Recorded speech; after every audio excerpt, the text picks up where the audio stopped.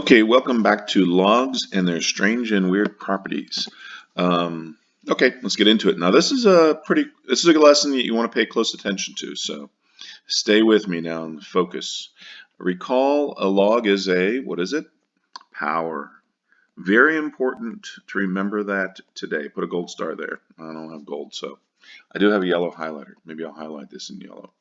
So that's a key thing to remember today throughout the lesson because it dictates everything that's going on and all these properties we're going to discover. So how do you solve this one right here? And you might say, I don't know. Log base 6 of that, and I have log base 6 of that, so I would set x minus 9 equal to x, but hold on, they're on the same side of the equal, so I can't do that. I could move the log base 6 of x over to the other side, so I have the equal in between them, but then there's this 2 there, so how do I handle it? The problem is, you don't know yet, and that's why we're doing this today. Okay, so fine. Let's go explore, and again, we're learning some techniques of, if I don't know a property, I don't like throw my hands up and say I'm helpless. We explore certain things and see, base the property based on things that we can test using what we know. What power of 10 will get me to 100,000, looks like that is. Well, 10 times 10 squared is 100, 10 cubed is 1,000. So it looks like that is, how many zeros? 5 zeros. So if you want to test that on your calculator, 10 to the 5th power, the zeros, and that should work out fine. Okay, fine. 10 to what? Hey, it gets easier. 10 to what power is 1,000? 3.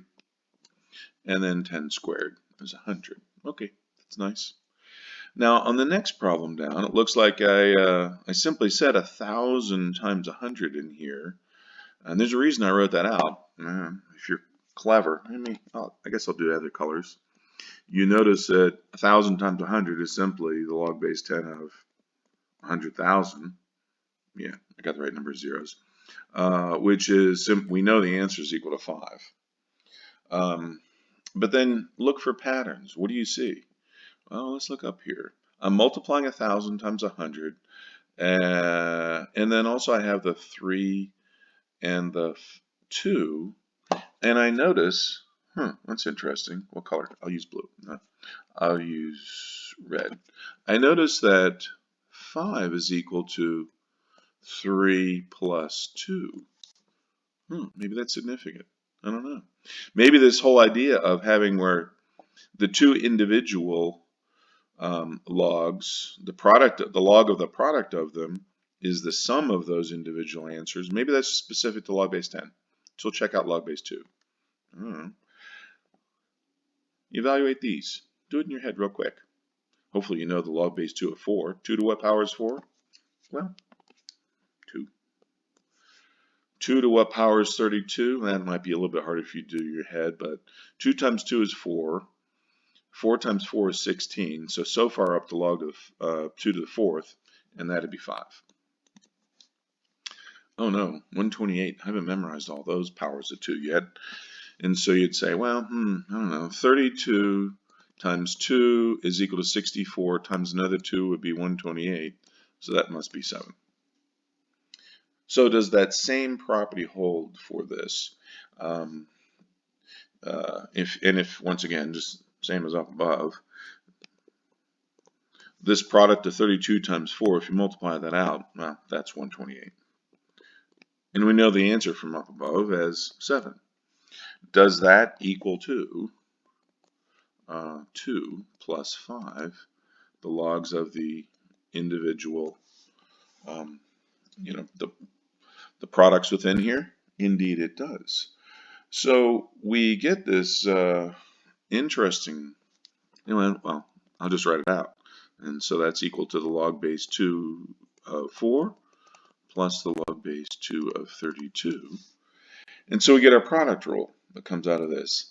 The log of a product is equal to the sum, and I'll just write it out, log base b of m plus the log base b of n. I'll put a box around here. And that's a nice problem. Now think for a sec. What does this remind you of? This should bring back to mind, and combine it with our logs of power thing. Is there some other place where products become sums and sums become products that you can remember? And I'll give you a sec. And if you're thinking, you might say, well, I remember if I had x to the fifth times x to the third, what does that equal? Well, x to the eighth. In this case, the product, we added the exponents. In this case, we're adding the logs to get back to the product. It's like we're going in reverse. Why? Because the log is the power and has the same properties as these powers of 5 and 3. So we're adding them back up again. And it's basically the same kind of rule in reverse. Okay, fine. All right, let's explore division. You might look back at this and say, I see what's coming up. I'm clever. I know where this is going, but let's just work it out. Okay. Log base 10 of, well, let's divide this out. If I were to divide that out, that'd cut off a couple zeros here. So that's going to be equal to the log base 10 of 1,000, right? If I actually do the math on that, which I know is equal to 3. And 3, if you recall, is equal to the, we're actually using the same numbers that we had up here. 3 was the same as the 5 minus 2. So what are we actually doing on this? Well, 5 was the log base 2 of 100,000, right? There, that's the right number of zeros. And then 2 was the log base 2 of 100. And so this is the top of the fraction, if you will, numerator. And this is the bottom. I'll just write denominator. That is more proper. Okay. Well, once again, let's just test this out. It seems like when I have a division, a log of a quotient here, I can just subtract the logs of the individual, the top and the bottom of my fraction. So let's try it out here. What's 128 divided by 32? Well, that should be the same as the log base 2 of 4, right? So that's 2. And we have the numbers from up above. We still have 7 minus 5. I'll do it to change colors. That's 7 minus 5, which indeed is the log base 2 of 128 minus the log base 2 of 32, which gives us our quotient rule. Hopefully this is the one you actually saw coming up. Log base b of m minus log base b of n, and we'll put a box around it so we can see it later and not forget about it. And I didn't put the like. It is like doing, say, x to the 6 over x to the squared, and I get x to the 4th. Same deal. A log is a power. I subtract these here just like I subtract 6 minus 2 and get me 4 as the powers over here. Okay. Let's see if I can try it. And this is called expanding. When I expand this, so the 25 in the x, that's multiplied there. I should be able to expand that out and say, well, not red. That's going to be the same as the log base, not stupid thing. Log base 5 of 25 plus the log base 5 of x. And, well, actually, 25 is 5 times 5. So I should be able to use this and say, well, that's the same as log base 5 plus the log base 5 plus the log base 5 of, well, I forgot my 5s. Anyway, log base 5 of 5, log base 5 of 5, log base 5 of x, which is the same as, well, there's 2 of them. Add those up, you'll get 2 log base 5 plus log base 5 of x. Okay, Well, that's nice. And actually, I knew that already because 5 to what power is 25? Well, that's 5 squared, so, oh wait, hold on. I keep forgetting my 5s. That's a log base 5 of 5 plus the log base 5 of x. But what power is 5? Well, that's 1. 2 times 1 is 2. So that's 2 plus log base 5 of x. Nice. So we can simplify that a good bit. Okay, on this one, let's take a look. We have log base 5, so we have a product.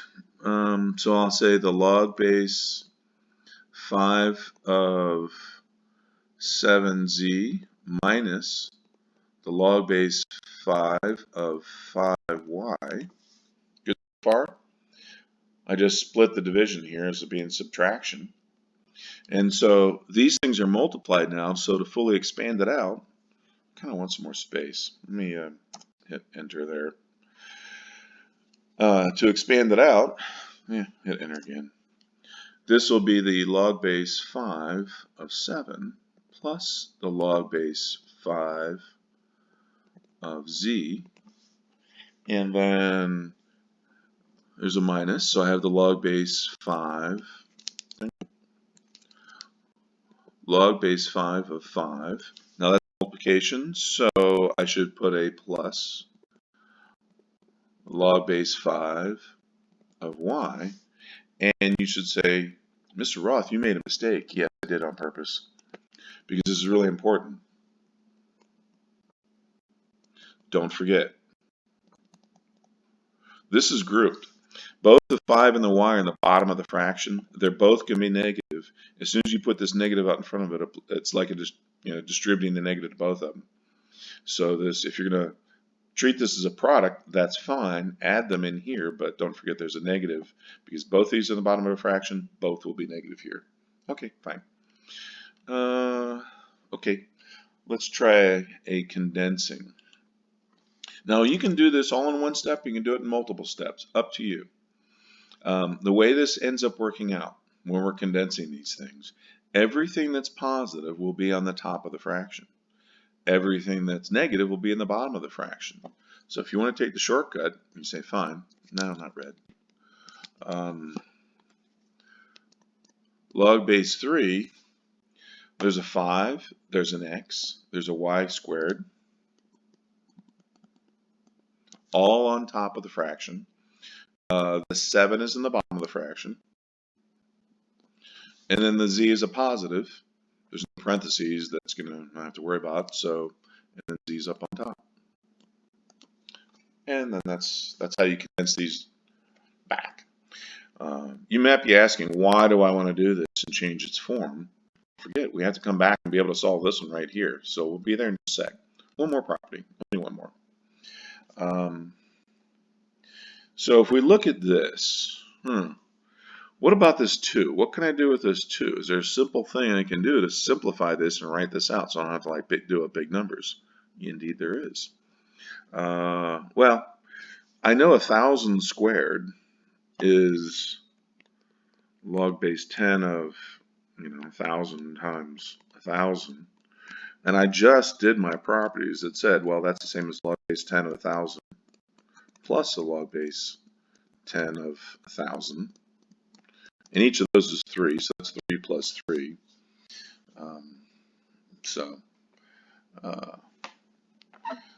But most importantly is the fact that I can say, before I take that shortcut, 2 log base 10 of 1,000s.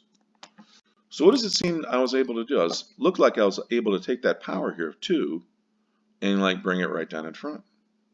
Now, of course, this is 2 times 3, which equals 6, is the final answer. But more importantly, we're trying to get this property of how could I simplify this and bring the 2? All right, let's try it out with log base 2, because that's our thing.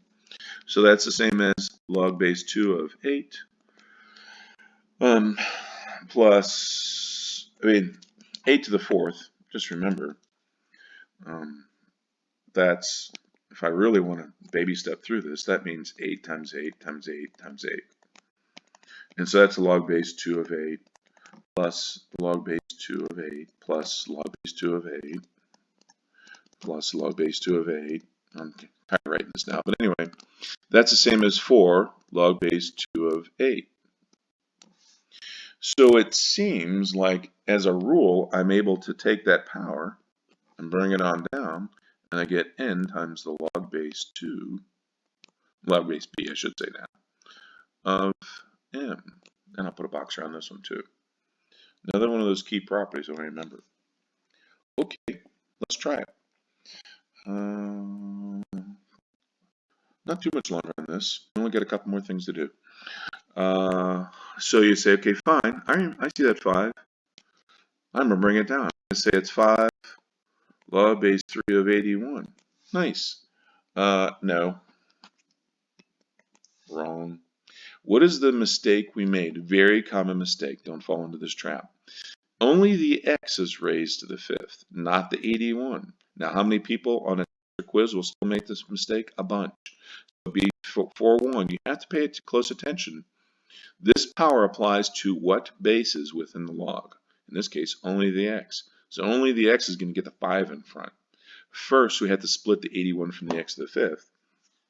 So what I really should have done is said that's log base 3 of 81 plus log base 3 of x to the 5th.